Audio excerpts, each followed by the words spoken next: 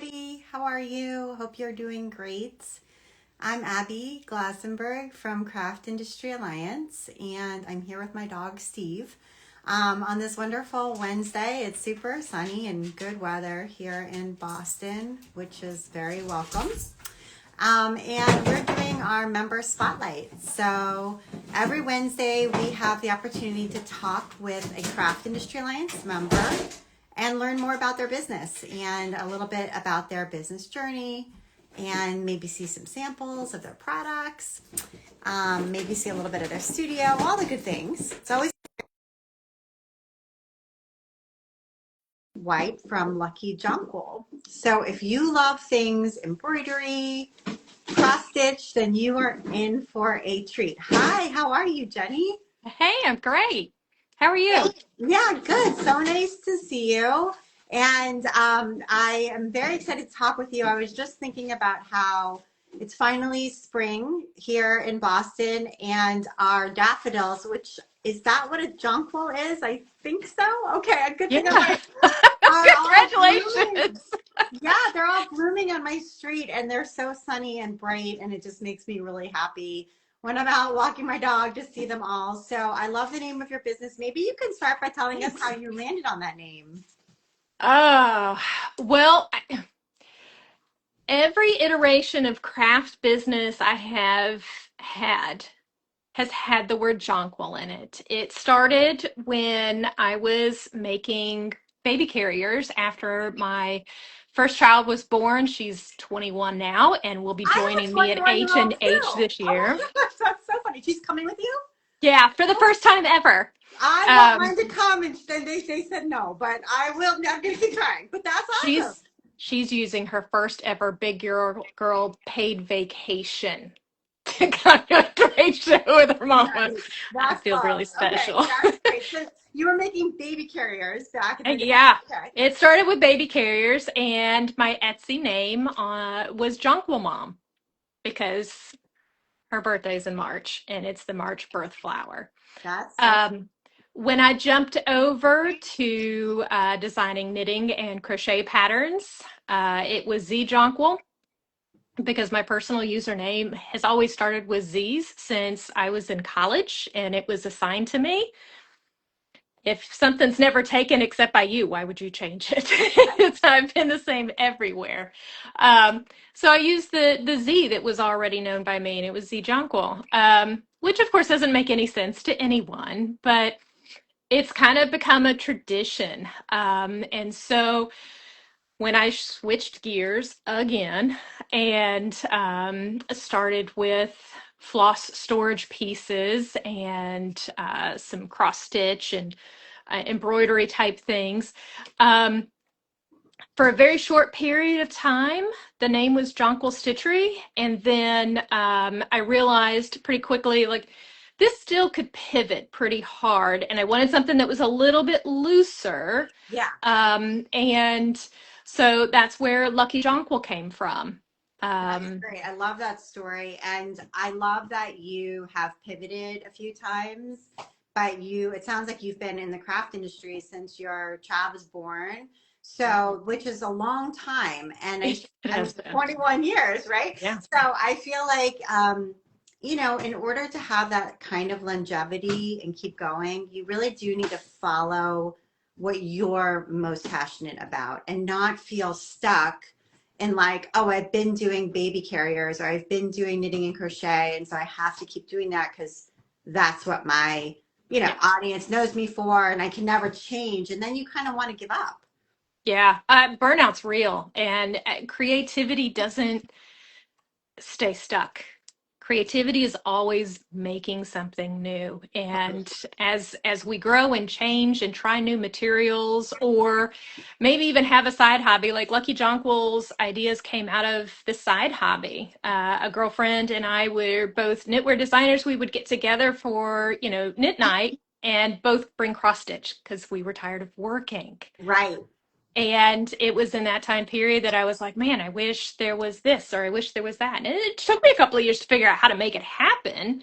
But it was completely born out of that secondary desire sitting at knit night, not knitting.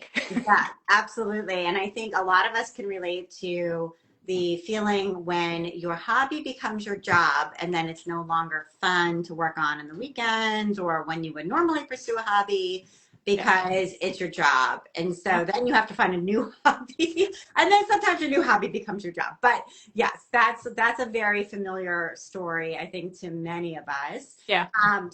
And what I love about what you do now is you have a lot of different things going on. So you design patterns, you design kits, and you're sort of like, I would say, like an inventor. Like you have a lot of like unique notions and tools that you've come up with that, you kind of looked, I guess, at the marketplace and were like, it would be cool if we had this.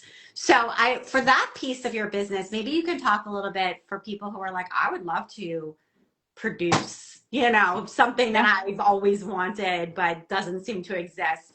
But it seems hard, So I don't know if you have some stories about how you got that to all unfold. Well, it took years in between the ideas and figuring out exactly how to make those ideas happen. Um, and it wasn't until the middle of COVID, when the Glowforge exploded with Right. laser cutters, that it was oh, wait a minute, I could laser cut these. That was, it was just kind of an aha moment. I didn't have to send something out for it to be mass produced. I didn't have to export it Right. to China, but I did have to learn how to utilize design software, which I was never taught in art school, um, because computer design was still a brand new thing. And you were only doing that if you were in engineering. Ah, Yeah, I'm old. I'm all too. Don't worry.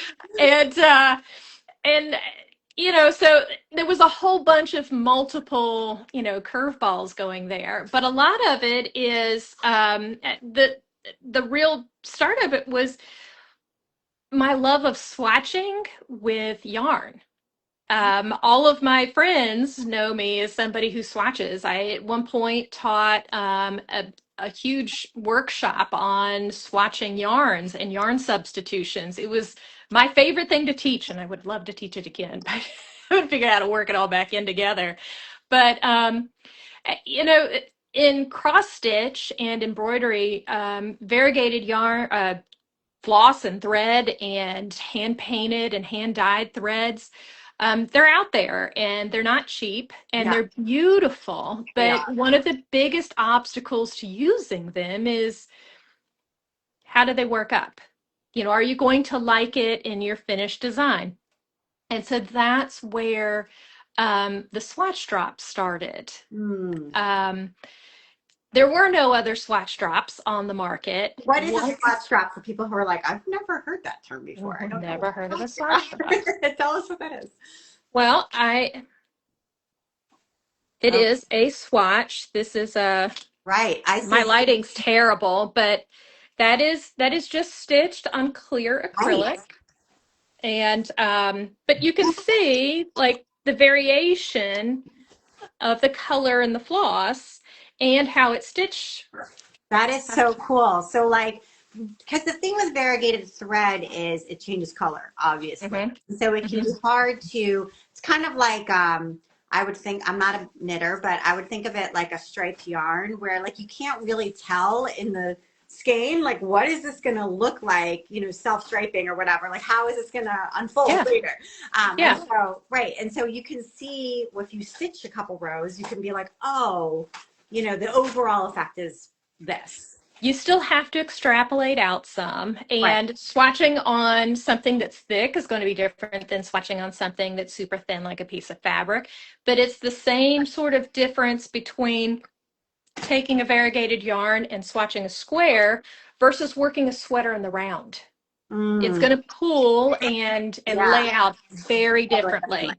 Yeah, But there's still a lot to be learned about how those colors will layer, how they will work together, that will be different than it just being in a long strand. yeah, And that's so, so cool. yeah, Yeah. And then sometimes it's just even your flat colors, having something stitched up, especially if it's on a clear piece. If you lay it against your fabric, Right. it'll look a little I can see. different, and the light will hit it differently. And that was, I think, my favorite one. I have some that don't even have drops on them. They're just the little swatches. I call them chips, and they're like Pringles. Man, it's like once you make one, you can't stop. Yeah. And it is my personal goal to have swatched the entire color series because it's just, I don't know. I like swatches, and it doesn't matter what it is. Like if you have a wall of pottery glazes and all of the little colors laid out, I am just enthralled. Right. To The see it same all with like that. paint, color pencils. I just Yeah, love it. yeah. That's so Um, helpful. And it's drawing on your prior experience in sort of a different niche yeah. and bringing it into a niche that definitely, I mean, I've never seen anything like it. And we have a comment here from Keller Design Co. Hi, saying that they think this is also very cool and hoping to meet you at H&H. So that's very nice. It is. Definitely looking forward to seeing them. Yeah. So show us a couple other cool things that you have in your studio that might be of interest to our audience. Well, there were the swatch drops, and then, as I was saying, little swatch chips, which I Yep. don't have any laying right here. But I also do acrylic bobbins, which are thicker, and my Hmm. personal irk with them was that the thread would always fall out of the bottom, or your thread would get super kinked. And so Mhm. I've precision drilled those so that, when you put your thread in on the bottom, it holds it in place. It doesn't Mhm. unwind on you. Right. And because it's thicker, it kinks a lot less, which is a favorite of mine. But then I had last year a customer ask me if my swatch drops worked for needlepoint threads and fibers, and they didn't at that point. But this year I'm debuting the needlepoint versions, Nice. which are much larger and made for those. Right. Um, but in this process of learning how to computer design the files and get everything set and learn how to use a laser, I did not buy a Glowforge, and I'm on my second laser now, but um, I had to figure out how to make it all happen. And quick influx of cash is, selling at the local, craft market or street fair. And drops and bobbins are not going to sell at that. Nobody wants drops Right. and That's a bobbins at a point. street It fair. really benefits from having an e-commerce It site does. where you can reach a very specialized audience, but all over the US or all over the world Mhm. versus trying to sell this sort of product locally. That's a great point where, there might be five people in your local town who come to the event who would be interested, and that is not enough business for the day. Yeah. No, not even Right. remotely. Right. But in the process, and to keep it all related, I started making embroidery kits on acrylic Okay. and embroidery kits on wood. Right. So this year I'm bringing these to H&H as well. The Nice. wholesale program for these is finally open, but these have been a lot of fun. Yeah. The acrylic can get really boring to sit and cut all day long. But I've had a wonderful time uh, in the process of continuing to design new things, putting together embroidery kits that are kind of, for me, the perfect combination of cross stitch and embroidery. Right. When I cross stitch, I love to start, but then I never get anything finished because it takes so long and I always miscount.